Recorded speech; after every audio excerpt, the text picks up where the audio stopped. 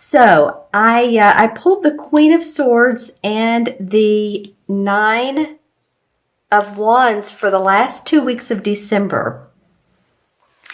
And so I'm trying to stay out of the camera light here. So the Queen of Swords is someone who's usually an air sign. This would be a Libra, Gemini, or Aquarius, Sun, Moon, or Rising.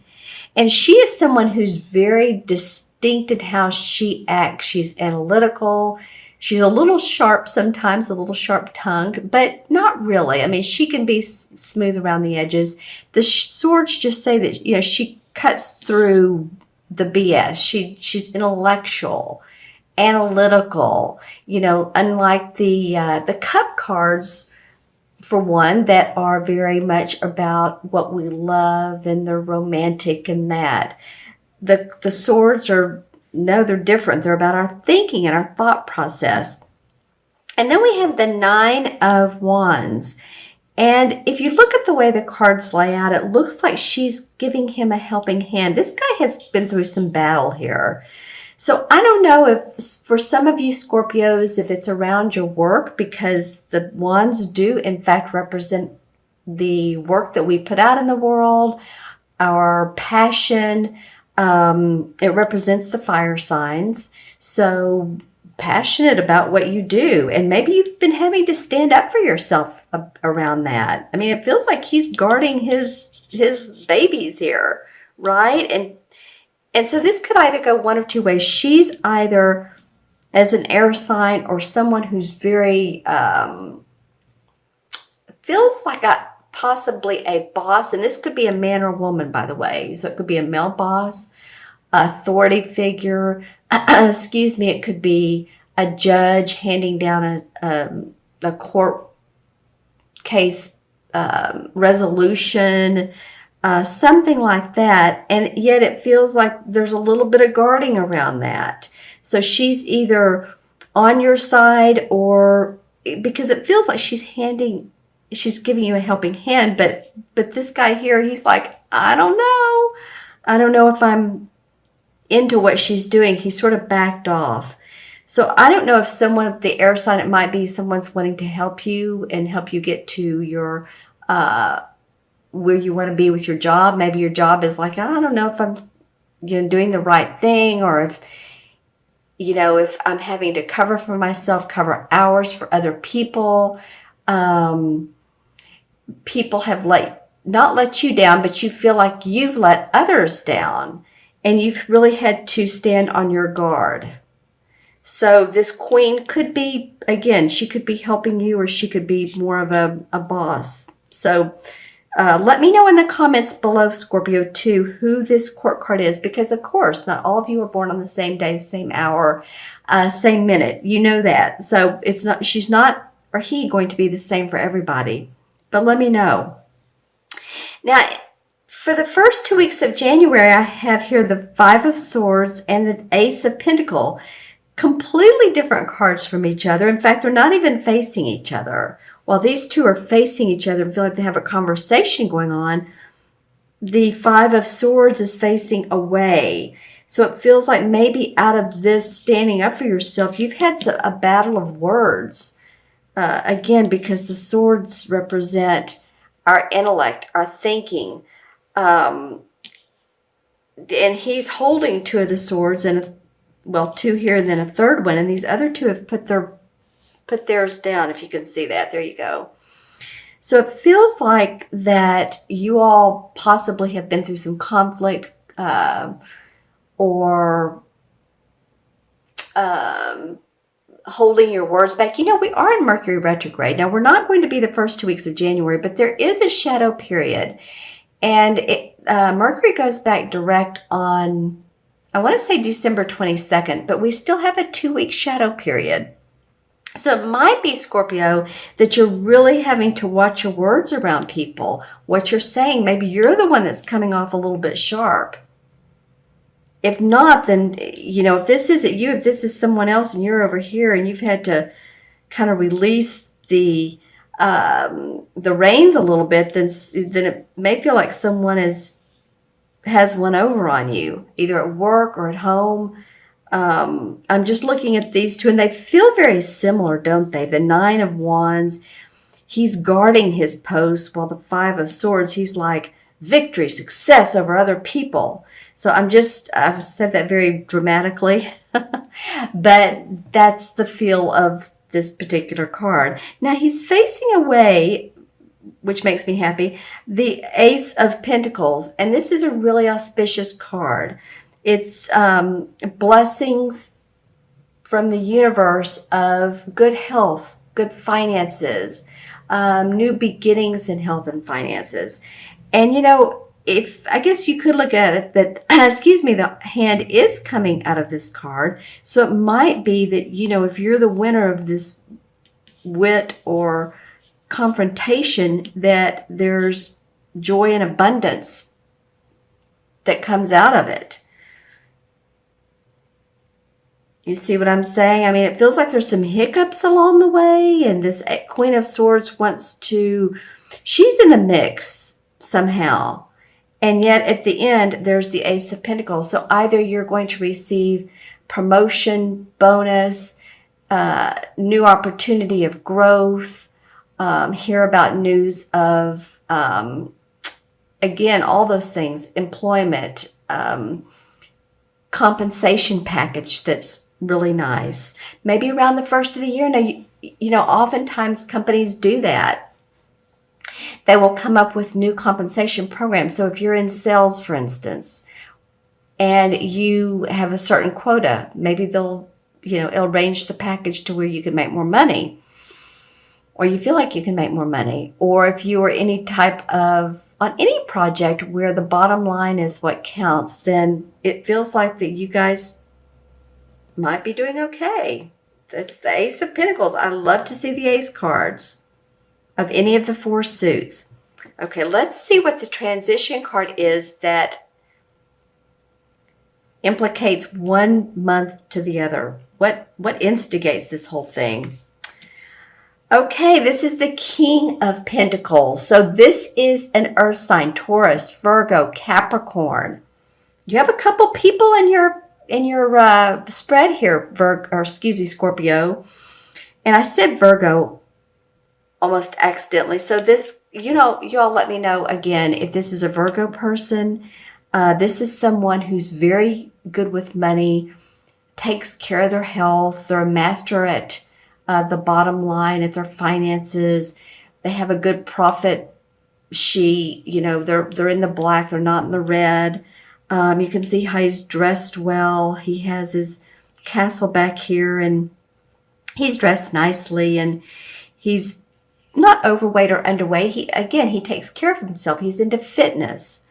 So it might be that any of you all that have not been feeling well, that, by the mid of January, that you start feeling well, which would be great, because that oftentimes January, February can implicate more of the cold and flu season, but maybe you're getting past that. Or maybe this is a person who's helping you in your life, and they're dynamic. They're helping you structure your finances. They're giving you ideas on investing, stock markets, that sort of thing. Because I do feel like you come out really nice here towards the middle of January. All right. I'll look at the crystal and see what's up for Scorpio. Okay, Scorpio. Well, okay, this is a visual of, it looks, all right. This is a bird. It looks like both a pelican and a hawk. So just saying, this could be a totem animal. I have a friend that anytime she sees a hawk, if we're in the car, she's like, there you go. It's just very special to her. It means a lot to her. So you might want to Google the meaning of hawk and or pelican, because this looks like a long-beaked, possibly long-necked bird. This is not, it could be an ostrich. It could be, I'm just saying, if this means anything to any of you all, if you have totem animals, totem birds, all right? Okay, what else for Scorpio? I'm also seeing I guess what you would say, a spiritual or religious figure. And this is not from this particular time era. This is, or even close. This is from eons ago. This might be more like a Moses figure, a king figure, Jesus, someone like that who has that sort of leadership. Feels like there's someone who sacrificed, not a martyr, but someone who has sacrificed, but then led people to a bounty. So if you're studying spirituality, any of the masters, any of the Buddha yogis, any of that comes up in the particular crystal. So maybe you're going to meetups. You're talking to other people about those types of mystical things that are very fun. Okay, anything else for Scorpio? Well, I do see an opening for you to make a commitment. Now, you're going to have to make this fairly quickly so that you don't come out on bottom. I know this sounds odd, but I'm seeing you on top and on bottom, and yet there's a window of opportunity between both of these visuals. So if someone says, hey, you know what, I think you'd be great at, let's just say, putting together a thesis for me. I don't know where I got the word thesis, or a marketing program, or you'd be great on the computer at doing this or that. Think about that, Scorpio, because and I feel like this comes more in January. This might be an opportunity for you that makes you happy, that gives you a thrill. It's out of your usual work and into a different network is what I'm hearing. A different network that you haven't been associating with. And I do see a lot of green in this particular crystal. So green meaning the heart chakra. So maybe expressing how you feel, coming from the heart space. Again, watching this Mercury retrograde time, if you feel like sometimes you have a sharp tongue, or if someone is opinionated, it could be about work, it could be about relationships, it could be about politics, it could be, that gets a lot of people's feathers ruffled. So, just kind of go with the flow. It's all, for all of us, a good time to bite our tongue if we feel like people have other opinions and or comments than we do. Because, this Mercury retrograde does blow over, and we want to keep our family, friends, associates, co-workers are important. The relationship happy, right? Okay, so let's add up the cards, Scorpio. And there's 1 and 9 is 10. All the court cards are 1 plus the ace. 1 and 9 is 10. 11, 12, and 5 is 17. Well, 1 and 7 is 8. 8 is about abundance and affinity. Infinity. It could be affinity, but it's infinity. So, again, you guys might be really focused on how your bottom line's going to look. I kind of feel like that's coming up for you. What are you spending money on, I would say? How are you watching what you're spending money on?